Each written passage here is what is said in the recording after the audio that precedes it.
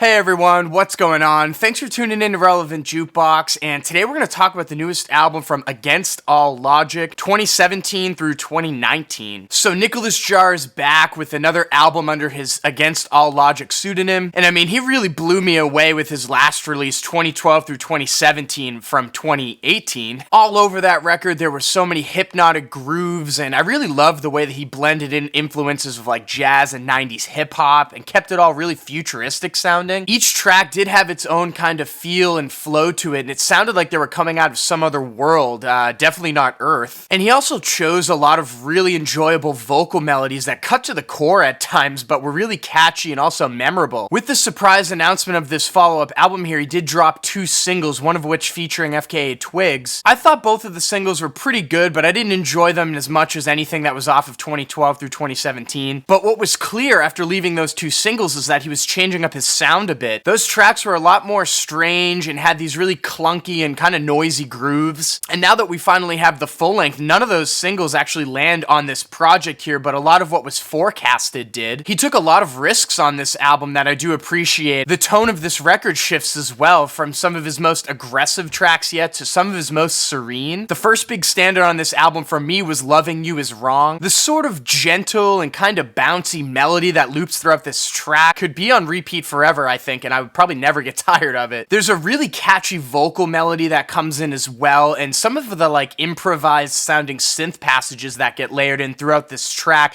keep it changing, keep it engaging, and this transitions really nicely into the next song, With an Addict, which is another fantastic spot on this record. There's more of the sputtering, kind of sporadic sounding beat on this one, but once again, he just hits you with this like really serene looping melody that's really fantastic. And the way that this track like cools down and picks back up throughout its progression with that vocal sample that's kind of whispering, with an addict, kind of makes you feel like you're trapped in some kind of like addiction yourself with a lot of anxiety that you can't really get out of. One track on here though that I just didn't really enjoy as much as the rest was the 4th cut, If You Can't Do It Good, Do It Hard. The record does start to pick up in intensity on this cut, but I did find it to be quite tedious, especially that like high frequency, like looped melody that plays throughout this track. It's really annoying to sit through, and even though there's somewhat of a freak out at the end of the track that features Lydia Lunch, I just don't think the climax on this track was really interesting or satisfying. Now, the middle of the album is where everything does pick up with the track Alarm. There's this factory floor type beat that comes in that's really aggressive, and I enjoy it quite a bit, and it segues perfectly into the middle of this record with the track Defers. Some of the sounds on these 2 cuts cut through so sharp and piercing that it's almost like distracting on the mix how loud it is. And I mean, if you're listening to this thing on a high volume, it can make your ears ring at times. All of this does end up smoothing itself out on the track Faith with this really cool ambient outro at the end of it. And then my favorite track on this album is gotta be Penny. The first minute and a half of this track is just so fantastic. The melodies that are layered on top of each other on this cut just work off of each other so perfectly and become extremely thought-provoking for me. It is just another spot on here that I think could loop forever and I would not get tired of it. And he ties this whole record up with probably the most risky and experimental spot on the album with the closing track You Forever. It's this like ambient, sort of fractured R&B piece that has an instrumental on it that sounds like something that Arco would have made. It is pretty stunning overall, but I really do wish that FKA Twigs landed on this cut. So yeah, I mean, I really did love this album, maybe not as much as the first one though. A couple spots on this record were kind of underwhelming for me, especially the opening cut, Fantasy, but the high points are some of his best, and I do appreciate all the risks that he took on here. And with that being said, I'm feeling an 8 over here on 2017 through 2019. Now, I checked over on his Other People website, and it looks like there's no vinyl up of this just yet, but I'll leave links down below because I'm sure a pre-order is going to pop up sometime soon. And if you guys listen to this new a.a.l. project, what did you guys think about it? Let me know in the comments down below. And as always, thank you for watching. If you want more content from me, I really appreciate if you drop a like down below so more people can see it and share it, and make sure to hit that subscribe button. Peace.